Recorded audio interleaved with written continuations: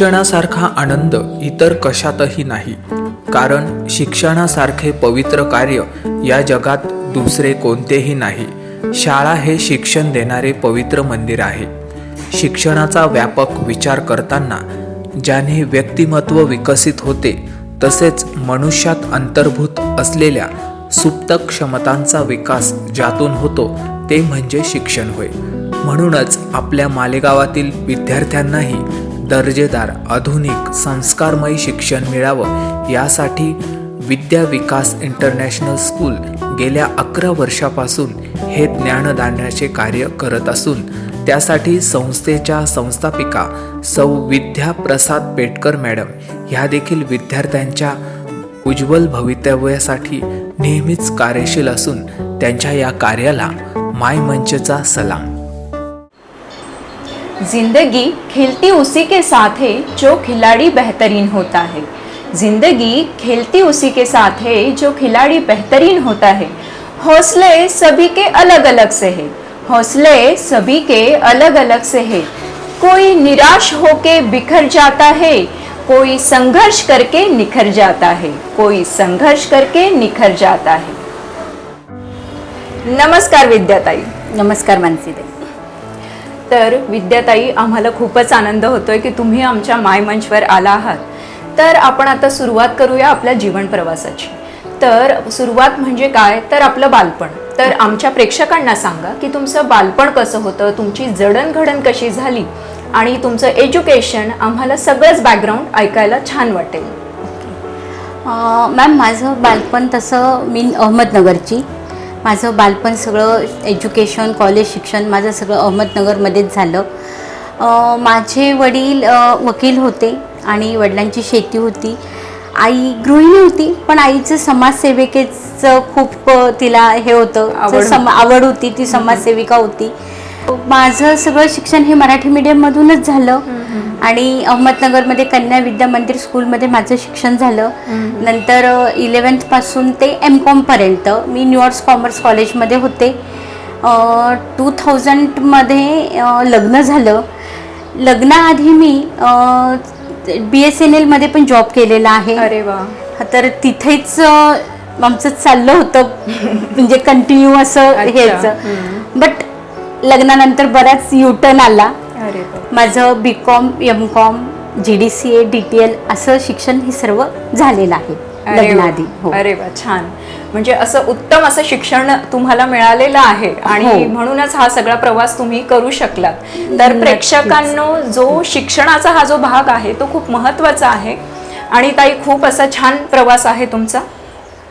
तर आता या टप्प्यावर मला आणि आमच्या प्रेक्षकांना हे जाणून घ्यायला खूप आवडेल की तुमचं हे विद्या विकास इंटरनॅशनल स्कूल जे काही तुम्ही सुरुवात केली आणि इतक्या उत्कृष्टरित्या तुम्ही ते चालवत आहात, तर त्याची पायाभरणी कशी झाली, सुरुवात कशी केली, हा थॉट तुमच्या मनात आला कसा, हे आम्हाला जाणून घ्यायचं आहे. याची सुरुवात खरंच एक इतिहासच आहे असं म्हणावं तरी चालेल. अच्छा. ॲक्च्युली माझं लग्न झालं त्यावेळेला माझ्या मिस्टरांचं ह्याच इथे प्रिझम कॉम्प्युटर होतं. कॉम्प्युटर क्लासेस त्यावेळेला खूप छान मालेगावमध्ये ते चालवत होते. कॉम्प्युटर्सचा त्यांचा म्हणजे पूर्वीचा सर्व बिझनेस वगैरे होता. आणि 2000मध्ये आमचं लग्न झालं. त्याच्यानंतर मी BEd केलं, MAd केलं आणि माझ्या सासूबाई पण शिक्षिका होत्या. 2003मध्ये त्या रिटायर झाल्या. त्यानंतर ज्या वेळेला आम्ही मालेगावमध्ये बघितलं की शिक्षण म्हणजे त्या याच्याने नाही आहे, म्हणजे 2004-5मध्ये अशी होतं की त्यावेळेला खरंच एवढं नव्हत्या स्कूल मालेगावमध्ये. CBSE स्कूल तर नव्हत्याच मेनली. आणि 2003-4 पासून माझे मिस्टर हे दिल्लीमध्ये होते. खासदारांचे PS म्हणून काम करत होते दिल्लीमध्ये. त्यावेळेला जर कम्पॅरेटिव्हली दिल्ली टू मालेगाव हा जर विचार केला तर शैक्षणिक ही बरीच तफावत येत होती.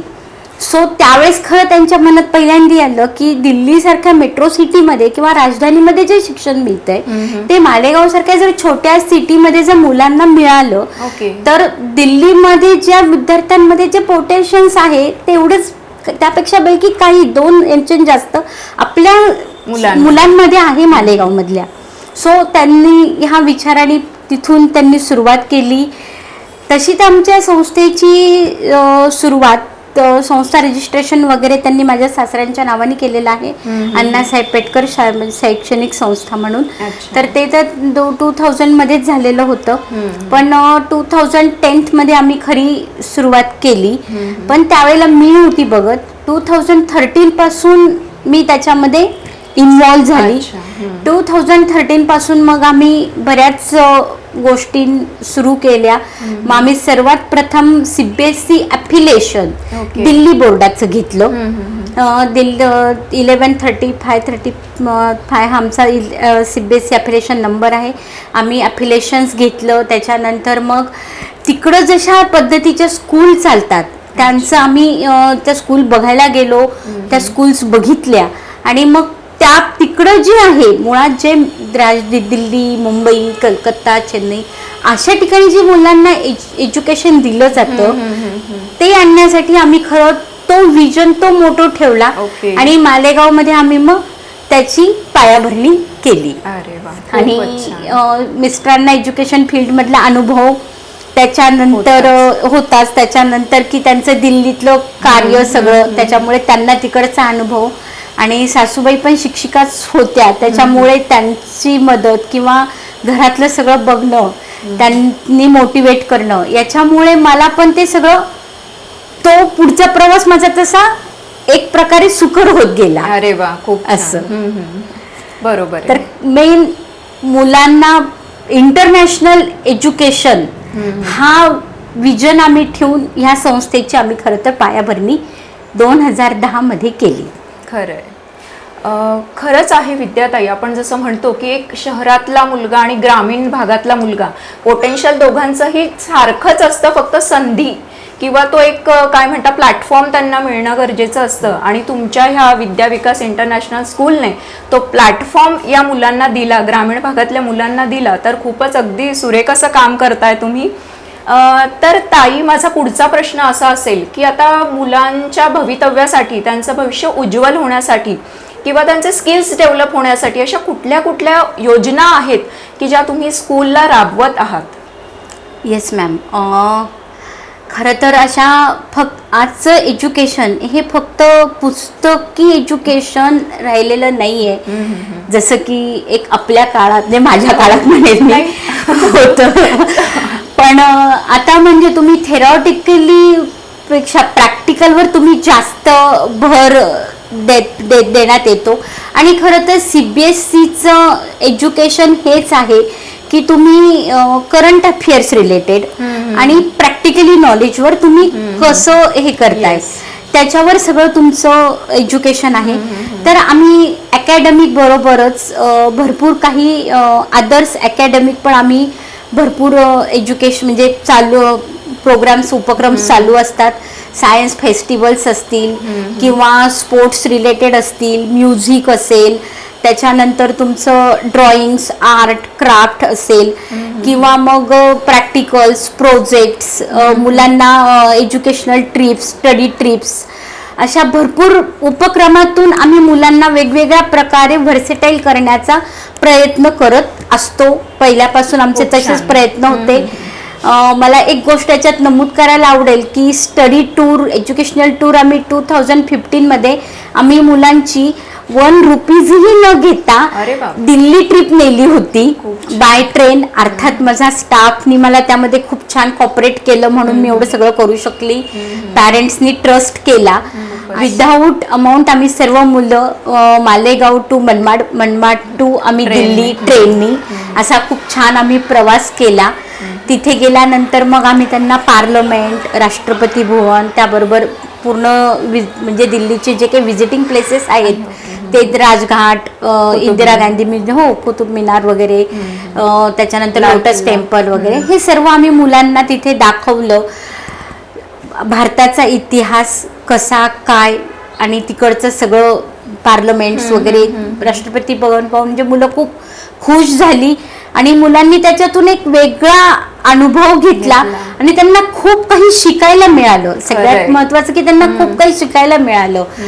आणि त्याच्यामध्येच त्याच्यानंतर मग आम्ही सायन्स फेस्टिवलसाठी 2दा मुलं नेली, एकदा लखनौला नेली, अरे वा. त्याच्यानंतर एकदा आम्ही कलकत्त्याला मुलं नेलेली आहेत. तर अशा वेगवेगळे उपक्रम्स आम्ही स्कूलमध्ये कायम घेत असतो. अच्छा. जिथं कुठे काही मुलांना नेऊन बाहेर जरी नेऊन त्यांना काही द्यायचं असेल नॉलेज तर तेही आम्ही करतो. त्याच्यासाठी काही जर स्कूलमधून इन्व्हेस्टमेंट्स वगैरे जरी करावी लागली तरी आम्ही ती करतो. आणि मी जसं म्हणते जसं की मुलांमध्ये खरंच ते पोटेन्शियल आहे की मुलं ते बाहेर गेल्यानंतर ते सगळं बघतात, शिकतात आणि त्याच्यातूनच ते खूप छान तयार होतात. तर हे सगळं आम्ही अनुभवल्यानंतर मग असं आम्ही बऱ्याच ठिकाणी मुलं नेली. दिल्लीला ज्यावेळेस आम्ही मुलांना घेऊन गेलो होतो त्यावेळेला आम्ही नितीन गडकरी सरांशी भेट घेतली अरे होती. वा. मुलांनी त्यांच्याशी खूप छान गप्पा केल्या होत्या. असं खूप छान त्या दिल्ली ट्रिपमध्ये मुलांना छान शिकायला मिळालं. तर त्याच्यानंतर स्कूलमध्ये आमच्या सगळ्या लॅब्स आहेत. अच्छा. फ्रेंच लँग्वेज आम्ही सुरू केली होती. अरे वा. की जेणेकरून जेव्हा मुलं इंटरनॅशनल प्लॅटफॉर्मवर जातील त्यावेळेला फक्त इंग्लिश तर आहेच आहे, तर त्याच्याबरोबर जर अदर्स लँग्वेज यायला Yes, हवी yes. मुलांना त्याच्यासाठी आम्ही फ्रेंच लँग्वेज पण सुरू केली होती. पण बट कोविडमुळं काही नंतर थोडंसं एक हे आलं आणि मग आता ते थोडंसं आता परत नव्याने परत आम्ही आता नव्या जोमाने नवीन सुरू सुरू करा. करण्याचा प्रयत्न नक्कीच, नक्कीच. आहे. असे विविध उपक्रम स्कूलमध्ये नेहमी घेतले जातात. अरे वा, छान. खूपच सुंदर असे उपक्रम राबवले गेलेत ताई शाळेमध्ये. खरं सांगायचं तर आत्ताचं जग जे आहे ते खूप फास्ट आहे आणि यामध्ये फक्त थेरॉटिकल नाही तर प्रॅक्टिकल नॉलेजची, अप्लाइड नॉलेजची सुद्धा खूप गरज असते आणि तुमची शाळा ते अत्यंत उत्तमरित्या मुलांना देत आहे. ते ऐकूनच आम्हाला खूप आनंद होतोय. तुमचं खूप खूप अभिनंदन ताई की इतका सुंदर असे उपक्रम तुमच्या शाळेत राबवले जात आहेत. तर माझा पुढचा हा प्रश्न असणार आहे की तुम्हाला या सगळ्या तुमच्या कारकिर्दीसाठी काय काय असे अवॉर्ड्स मिळाले आणि तुम्हाला कुठल्या कुठल्या अवॉर्ड्सने सन्मानित करण्यात आलं ते ऐकायला आमच्या प्रेक्षकांना नक्कीच आवडेल. ॲक्च्युली मॅम खरं तर अवॉर्ड्स तसे बरेच आहेत. मालेगावमध्ये जर म्हटलं तर रोटरी क्लब ऑफ मिडटाऊनने एक बेस्ट टीचरचा अवॉर्ड दिलेला आहे. लायन्स क्लबचा बेस्ट स्कूलचा अवॉर्ड मिळालेला आहे. त्याच्यानंतर तृप्तीताई देसाईंनी एक अवॉर्ड्स दिलेला आहे. अरे वा. त्याच्यानंतर जेव्हा मी तुम्हाला आता म्हटलं की आपण अकॅडमिक बरोबर स्पोर्ट्स वगैरे याच्यावर पण जास्त भर दिला जातो. तर स्पोर्ट्ससाठी स्पेशली जेव्हा योगा डे होतो 21 जूनला त्यावेळेला स्कूलमधले काही विद्यार्थी हे जे काही ऑफिसेस आहेत गव्हर्नमेंट ऑफिसेस तिथे गेले आणि तिथे जाऊन त्यांनी त्यांच्या ज्या याच्या रुटीन्समधले जे काही सगळे तिथलचे अधिकारी वगैरे किंवा जे काही स्टाफ असेल अच्छा. तर त्यांनी योगा शिकवला. अरे वा. विद्यार्थ्यांनी कोर्ट असेल, इन्कम टॅक्स ऑफिसेस असतील, असे भरपूर गव्हर्नमेंट ऑफिसेस. येस. तर अशा ठिकाणी जाऊन त्यांनी विद्यार्थ्यांनी स्टाफला त्यांच्या योगा शिकवला आणि त्यांना सर्व योगाचे मेडिटेशनचे फायदे वगैरे सांगितले. सो ते खूप छान उपक्रम होता. त्याच्यासाठी सुमित्राताई महाजनांनी आम्हाला अप्रिशिएशन लेटर आमचं खूप अवॉर्ड दिला होता. त्याच्यानंतर श्रीपाद नाईक सर त्यांनी पण अप्रिशिएशन लेटर्स आणि अवॉर्ड्स दिलेले आहेत. असे दिल्लीमध्ये सर्व शक्ती संघटना म्हणून एक आहे, इंडियन चेंबर्सचा बेस्ट स्कूलचा अवॉर्ड मिळालेला आहे. अरे बाबा, छान, मस्त. तर असे बरेच अवॉर्ड्स आहेत. पण अवॉर्ड म्हणाल तर मी एक असं सांगेल की जेव्हा आपला विद्यार्थी आपण त्याला काहीतरी देतो आणि तो जेव्हा उंच झेप घेतो ना तो खरा एक अवॉर्ड तो छान असतो. हे वाक्य महत्त्वाचं आहे. तर असंच मी म्हणेन की अगदीच कोविडची बॅच होती, कोविडचं सगळं बाहेर एन्व्हायरमेंट होतं, शाळेमध्ये पण विद्यार्थी येत नव्हते. अशा वेळेला आमचं ऑनलाईन खूप छान चाललं. ओके. आणि ऑनलाईन एज्युकेशन देऊन ऑनलाईन स्टडी करून 10वीची बॅच ही पासआउट झाली. त्यामध्ये एक वेदांत बागडे म्हणून स्टुडंट आहे आपल्या स्कूलचा. बॅड लक की त्याचे वडील त्याच वेळेला एक्सपायर झाले. तर अशा ह्याच्यात तो हरला नाही, तर त्यांनी खूप छान मार्क्स मिळवले आणि आत्ता नुकतीच यावर्षी त्याची IIM पवईला निवड झाली. अरे वा. हो. त्याच्यानंतर बेट पिलानी जे आहे मुंबईचं कॉलेज गोवा, येस. तर तिथे अजून एका विद्यार्थ्याची निवड झाली. सो मला असं वाटतं की हे अवॉर्ड्सपेक्षा जेव्हा आपला विद्यार्थी एखादी उंच झेप घेतो आणि तो जेव्हा टाकतो ना, तो जेव्हा भेटायला येतो ना आणि सांगतो ना, मॅम माझी इथे इथे आहे, निवड झाली आहे. आणि हे असे विद्यार्थी आहेत मॅम की यांनी खूप असा कुठल्याही अदर ट्युशन्सवर एक्सपेन्सेस केलेला नाहीये. म्हणजे स्कूल एज्युकेशन किंवा स्कूलमधून जे त्यांना गायडन्स मिळालं 11-12 मध्ये पण ते आमच्या नेहमी टचमध्ये असायचे आणि याच्यावरच ह्या मुलांनी अचीव केलंय सगळं. अरे वा.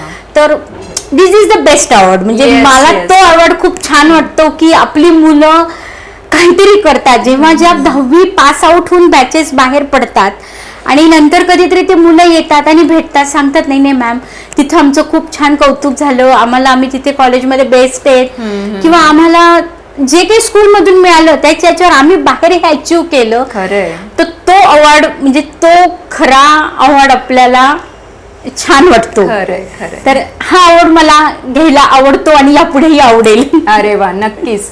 म्हणजे कसं आहे की विद्यार्थी जी कौतुकाची थाप असं म्हणतो ती आपण त्याला देण्याऐवजी त्याने जी आपल्याला दिली आहे एक्झॅक्टली ती खूप महत्वाची ठरते. आणि खरंच एक शिक्षकासाठी दुसरं काय असायला हवं की आपल्या जे काही विद्यार्थ्याने आपलं केलेलं कौतुक आहे, जो कुठेतरी उंच पदावर पोहोचलेला आहे, तेच खरं तर एका शिक्षकासाठी सर्वोत्तम असा अवॉर्ड आहे.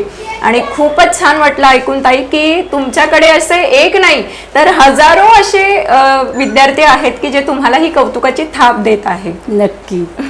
तेव्हा बाहेरच्या जगात आपलं वेगळं अस्तित्व तयार करतात, तर त्यावेळेला आपणही भारावून जातो. प्राऊड मुवमेंट आहे की येस, म्हणजे आपण काहीतरी चांगलं करत आहोत, योग्य दिशेने जात आहोत. येस. मस्तच. विद्याताई, तुमचा हा जीवन प्रवास अत्यंत उत्तम असा आहे आणि खूप इन्स्पायरिंग आहे. तर आमच्या ह्या माय मंचच्या प्रेक्षकांसाठी ज्या महिला आहेत, ज्या तुम्हाला बघत आहेत आणि त्यांनाही जीवनात काहीतरी करण्याची जिद्द आहे, पुढे जाण्याची जिद्द आहे, अशा महिलांसाठी तुम्ही आम्हाला काय संदेश द्याल? खरं तर महिला म्हटलं कीच एक स्त्री शक्तीचं रूपच आहे. तरी मॅम मी असं म्हणेल की आपण जर मनात आणलं तर अशक्य असं काहीच नाहीये. बरोबर. स्वामी समर्थांचा जो तारक मंत्र आहे, अशक्य ही शक्य करतील स्वामी, तसं सगळ्या अशक्यातून आपण सगळं शक्य करू शकतो. ज्या वेळेला खरंच स्कूलची आम्ही सुरुवात केली किंवा 2013ची जर गोष्ट म्हणाल तर मला पण सगळं त्यावेळेला अशक्यप्राय वाटत होतं. पण सगळ्यांची साथ आणि देवाची खूप मोठे एक मी आभार मानेन आणि सगळ्याची साथ म्हणेल किंवा आपल्या याचे की ह्या सगळ्यातून मार्ग निघत गेले. संकट आली, अडचणी आल्या, पण प्रत्येक अडचणीतून प्रत्येक संकटातून एक नवीन काहीतरी शिकायला मिळालं. तर मी म्हणेल की येऊ द्या संकट, होऊ द्या त्रास, अडचणी आल्या तरी चालतील, उलट अडचणी यायला हव्यात. आपण म्हणतो ना की खूपदा की नको अडचणी किंवा दुःख नको, नाही यायला हवं, त्याच्यातून माणूस घडतो. तर काहीही कुठलीही परिस्थिती आली तरी न डगमगता न घाबरता आपण जर सामोरे गेलो तर त्याच्यावर नक्कीच मार्ग निघतो.